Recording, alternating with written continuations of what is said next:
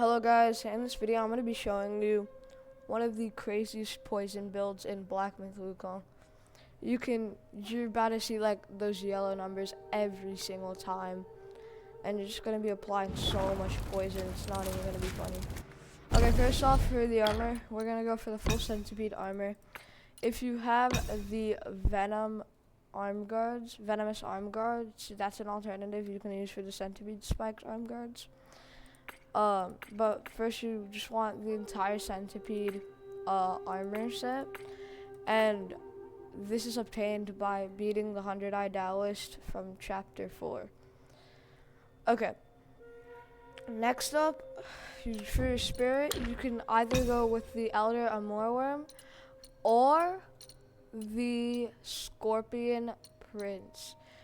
The Scorpion Prince is a little more of an aggressive poison, so you can go for that. But I personally like the Elder Amorworm better, just because it can just keep applying poison, and it increases your crit chance, which is something that we're really gonna need. Okay, next up, for your staff, you're gonna go with the Spider Celestial Staff. This is if you're not in New Game Plus. If you're in New Game Plus, you're gonna go with the Fuban Spiked Staff, which is the mythical poison staff. But I'm not in New Game Plus currently, so I'm gonna be using the Spider Celestial Staff. Then for your vessel, you're gonna be going for the Weaver's Needle because of a mechanic that I'm gonna show you later.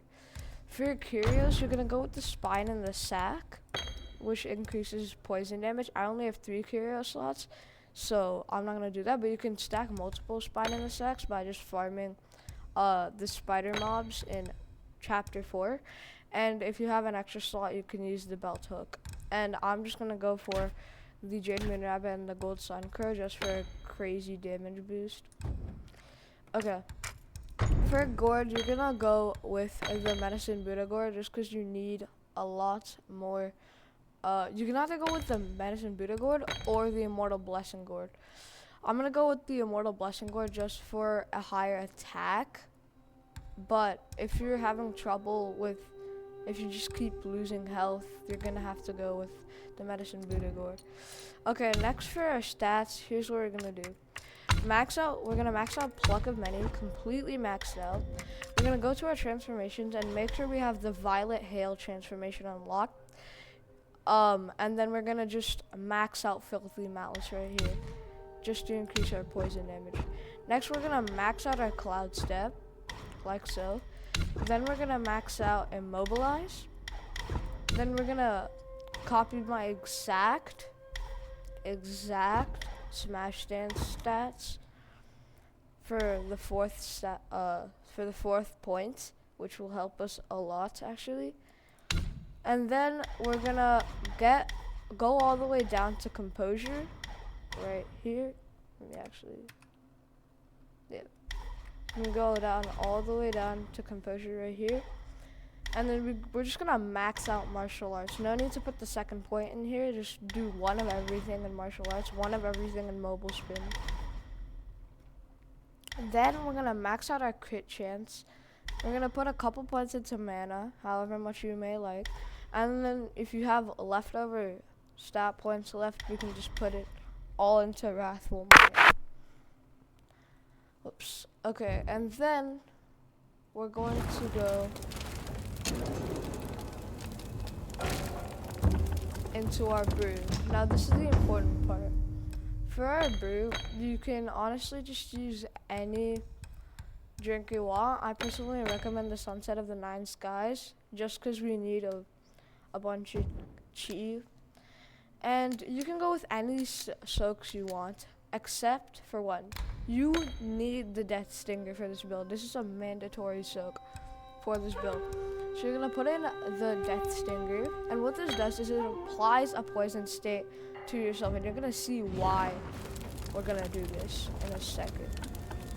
Okay, we're gonna rest, and now I'm gonna show you basically how we can use the build properly.